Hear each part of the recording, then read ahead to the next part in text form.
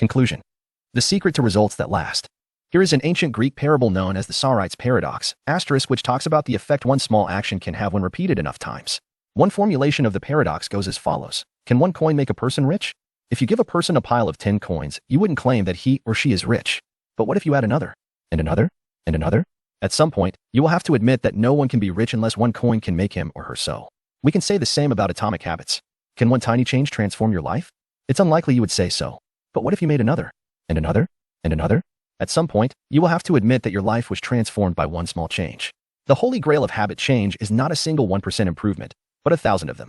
It's a bunch of atomic habits stacking up, each one a fundamental unit of the overall system. In the beginning, small improvements can often seem meaningless because they get washed away by the weight of the system. Just as one coin won't make you rich, one positive change like meditating for 1 minute or reading 1 page each day is unlikely to deliver a noticeable difference. Gradually, though, as you continue to layer small changes on top of one another, the scales of life start to move. Each improvement is like adding a grain of sand to the positive side of the scale, slowly tilting things in your favor. Eventually, if you stick with it, you hit a tipping point. Suddenly, it feels easier to stick with good habits. The weight of the system is working for you rather than against you. Over the course of this book, we've looked at dozens of stories about top performers. We've heard about Olympic gold medalists, award-winning artists, business leaders, life-saving physicians, and star comedians who have all used the science of small habits to master their craft and vault to the top of their field. Each of the people, teams, and companies we have covered has faced different circumstances, but ultimately progressed in the same way, through a commitment to tiny, sustainable, unrelenting improvements. Success is not a goal to reach or a finish line to cross. It is a system to improve, an endless process to refine. In Chapter 1, I said, if you're having trouble changing your habits, the problem isn't you. The problem is your system. Bad habits repeat themselves again and again not because you don't want to change, but because you have the wrong system for change. As this book draws to a close, I hope the opposite is true. With the 4 laws of behavior change, you have a set of tools and strategies that you can use to build better systems and shape better habits. Sometimes a habit will be hard to remember and you'll need to make it obvious. Other times you won't feel like starting and you'll need to make it attractive. In many cases, you may find that a habit will be too difficult and you'll need to make it easy. And sometimes, you won't feel like sticking with it and you'll need to make it satisfying. Behaviors are effortless here. Behaviors are difficult here. Obvious and visible. Attractive, unattractive. Easy, hard. Satisfying, unsatisfying. You want to push your good habits toward the left side of the spectrum by making them obvious, attractive, easy, and satisfying. Meanwhile, you want to cluster your bad habits toward the right side by making them invisible, unattractive, hard, and unsatisfying. This is a continuous process. There is no finish line. There is no permanent solution. Whenever you're looking to improve, you can rotate through the 4 laws of behavior change until you find the next bottleneck. Make it obvious. Make it attractive. Make it easy. Make it satisfying. Round and round. Always looking for the next way to get 1% better. The secret to getting results that last is to never stop making improvements. It's remarkable what you can build if you just don't stop. It's remarkable the business you can build if you don't stop working. It's remarkable the body you can build if you don't stop training. It's remarkable the knowledge you can build if you don't stop learning. It's remarkable the fortune you can build if you don't stop saving. It's remarkable the friendships you can build if you don't stop caring. Small habits don't add up. They compound. That's the power of atomic habits. Tiny changes. Remarkable results. Little lessons from the 4 laws. In this book, I have introduced a 4-step model for human behavior: cue, craving, response, reward. This framework not only teaches us how to create new habits but also reveals some interesting insights about human behavior. Problem phase. 1. Cue 2. Craving. Solution phase. 3. Response 4. Reward. In this section, I have compiled some lessons and a few bits of common sense that are confirmed by the model. The purpose of these examples is to clarify just how useful and wide-ranging this framework is when describing human behavior. Once you understand the model, you'll see examples of it everywhere. Awareness comes before desire. A craving is created when you assign meaning to a cue.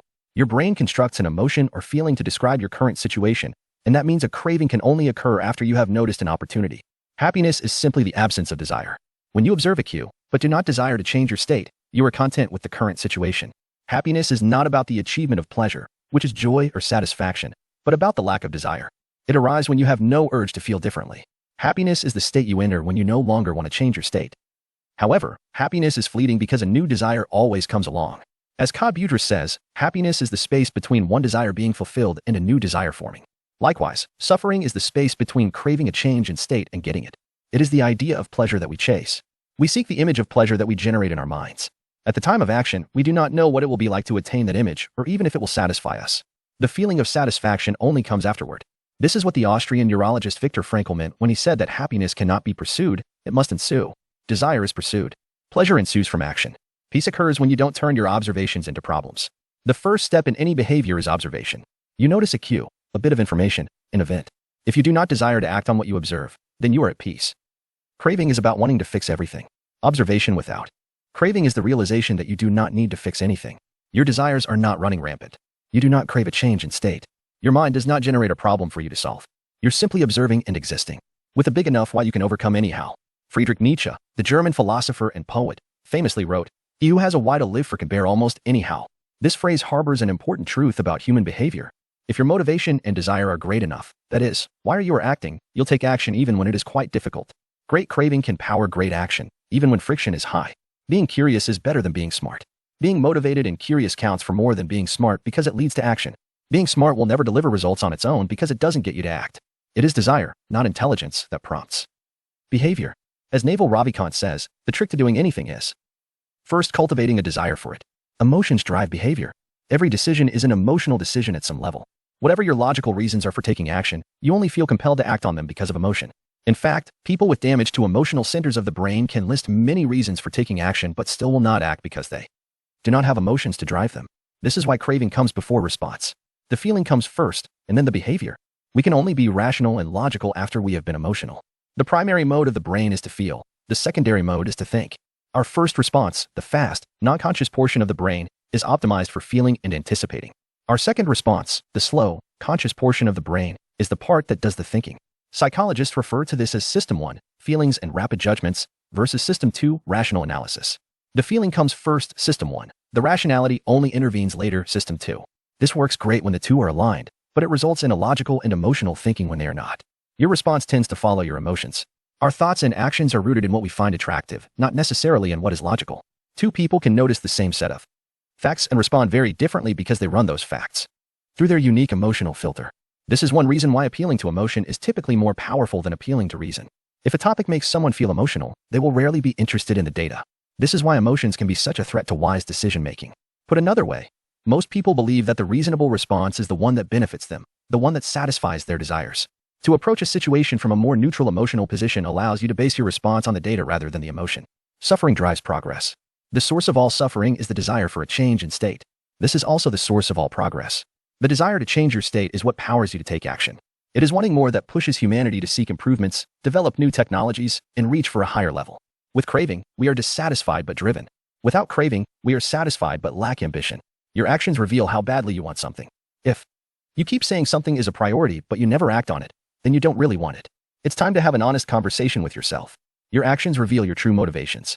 Reward is on the other side of sacrifice. Response, sacrifice of energy, always precedes reward, the collection of resources.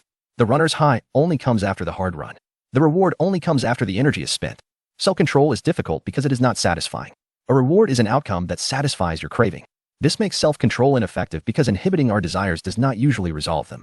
Resisting temptation does not satisfy your craving, it just ignores it. It creates space for the craving to pass. Self-control requires you to release a desire rather than satisfy it. Our expectations determine our satisfaction. The gap between our cravings and our rewards determines how satisfied we feel after taking action. If the mismatch between expectations and outcomes is positive, surprise, and delight, then we are more likely to repeat a behavior in the future. If the mismatch is negative, disappointment, and frustration, then we are less likely to do so. For example, if you expect to get $10 and get $100, you feel great. If you expect to get $100 and get $10, you feel disappointed. Your expectation changes your satisfaction. An average experience preceded by high expectations is a disappointment. An average experience preceded by low expectations is a delight.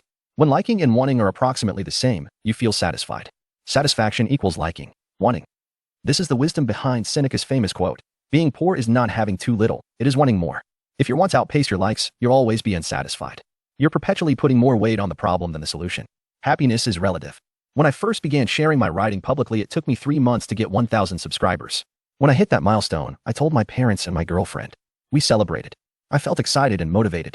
A few years later, I realized that 1,000 people were signing up each day, and yet I didn't even think to tell anyone. It felt normal. I was getting results 90 times faster than before, but experiencing little pleasure over it. It wasn't until a few days later that I realized how absurd it was that I wasn't celebrating something that would have seemed like a pipe dream just a few years before.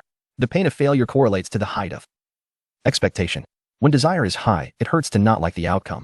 Failing to attain something you want hurts more than failing to attain something you didn't think much about in the first place. This is why people say, I don't want to get my hopes up. Feelings come both before and after the behavior. Before acting, there is a feeling that motivates you to act, the craving. After acting, there is a feeling that teaches you to repeat the action in the future, the reward. Cue, craving feeling, response, reward feeling. How we feel influences how we act, and how we act influences how we feel. Desire initiates. Pleasure sustains. Wanting and liking are the two drivers of behavior. If it's not desirable, you have no reason to do it. Desire and craving are what initiate a behavior. But if it's not enjoyable, you have no reason to repeat it. Pleasure and satisfaction are what sustain a behavior. Feeling motivated gets you to act. Feeling successful gets you to repeat. Hope declines with experience and is replaced by acceptance. The first time an opportunity arises, there is hope of what could be. Your expectation cravings is based solely on promise. The second time around, your expectation is grounded in reality. You begin to understand how the process works, and your hope is gradually traded for a more accurate prediction and acceptance of the likely outcome. This is one reason why we continually grasp for the latest get-rich-quick or weight loss scheme. New plans offer hope because we don't have any experiences to ground our expectations. New strategies seem more appealing than old ones because they can have unbounded hope. As Aristotle noted, youth is easily deceived because it is quick to hope. Perhaps this can be revised to youth is easily deceived because it only hopes. There is no experience to root the expectation in. In the beginning, hope is all you have.